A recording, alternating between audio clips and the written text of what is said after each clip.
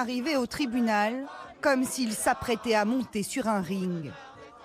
Écharpe tricolore d'élu en bandoulière, Jean-Luc Mélenchon fend la foule des militants venus l'acclamer. Pour l'honneur des travailleurs et pour un monde meilleur, même si Macron ne le veut pas, nous on est là.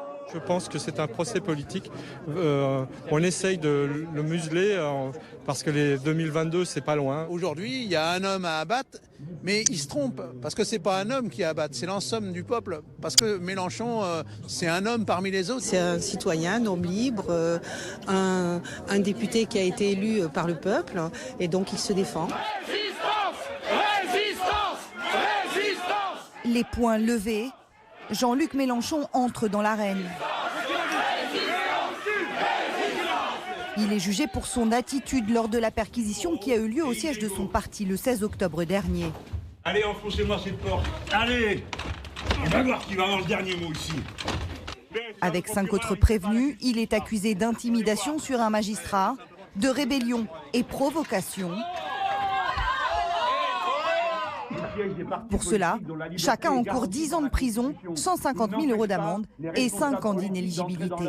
On a affaire à un procès d'exception. On est les seuls à être perquisitionnés sans même nous avoir prévenus. Regardez la différence avec M. Benalla, c'est à peine si on ne lui a pas amené les croissants.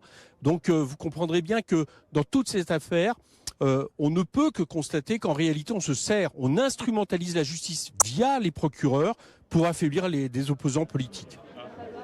À l'extérieur, une foule dense n'a pas pu trouver place, alors même que la séance correctionnelle a été déportée dans une salle d'assises plus grande.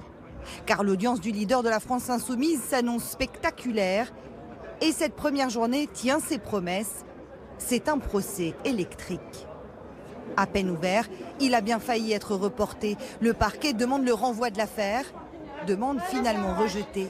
Mais la tension remonte alors que le tribunal doit examiner les preuves vidéo. Tout ne s'est pas passé comme prévu, il y a eu quelques problèmes techniques dans la salle d'audience puisque les images qui devaient être diffusées étaient sur une clé USB paramétrée pour un ordi Mac. Or, la salle d'audience ne disposait que d'un PC. Donc ça a occasionné un petit flottement dans la salle, le temps que le président du tribunal trouve une solution. Pendant ce temps, Jean-Luc Mélenchon fait alimenter son compte Twitter par un proche pour commenter la séance, presque minute par minute. Comme lorsqu'il réalise qu'une partie des images filmées ce jour-là n'a pas de bande audio. Moment lunaire au tribunal de Bobigny. On regarde les images de quotidien sans le son qui avait apparemment été enregistré par France Inter. Le procès politique des Insoumis organisé par Belloubet tourne à la farce muette. Mais les parties civiles présentes au moment de la perquisition montrent leur désapprobation à la vue de certaines images, comme lorsqu'on voit des membres de la France insoumise s'énerver contre eux. Le malaise gagne le banc des accusés. Notamment ce moment où on revoit Alexis Corbière hurler sur un policier lors de la perquisition alors qu'il vient d'y avoir une bousculade.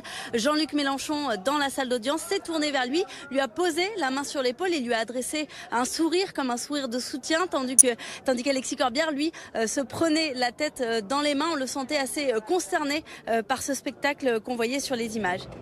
Une séquence délicate qu'avait anticipé la défense. Le problème, c'est qu'on revoit des images qui nous ont fait du mal. On revoit des moments qui sont difficiles à vivre.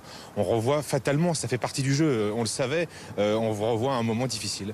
Mais on l'assume, on l'affronte. Il a une force forte et humaine, Jean-Luc Mélenchon. Donc il affronte, il est là, il ira jusqu'au bout, il n'y a pas de difficulté.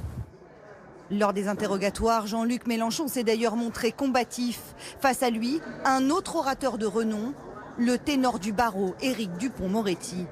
C'était un duel très attendu entre Éric Dupond-Moretti et Jean-Luc Mélenchon puisqu'ils avaient commencé à s'invectiver tous les deux par médias interposés depuis quelques jours. Et là, lorsqu'il a commencé à poser ces questions, on a senti tout de suite un ton, un brin moqueur de la part de Jean-Luc Mélenchon qui, après quelques questions, l'a interpellé en lui disant « Mais enfin, maître, soyez un peu plus offensif, arrêtez de me chatouiller, allez réellement, posez-moi des questions et arrêtez de tourner autour du pot », ce qui a passablement agacé l'avocat. Durant cette première journée, le leader de la France insoumise s'est montré étonnamment peu prolixe, gardant ses coups pour la salle d'audience. Ici, son public l'adule. Mais arrivera-t-il à faire entendre au tribunal qu'il était dans son bon droit? À la veille de l'audience, seulement 39% des Français l'estimaient victime d'un procès politique.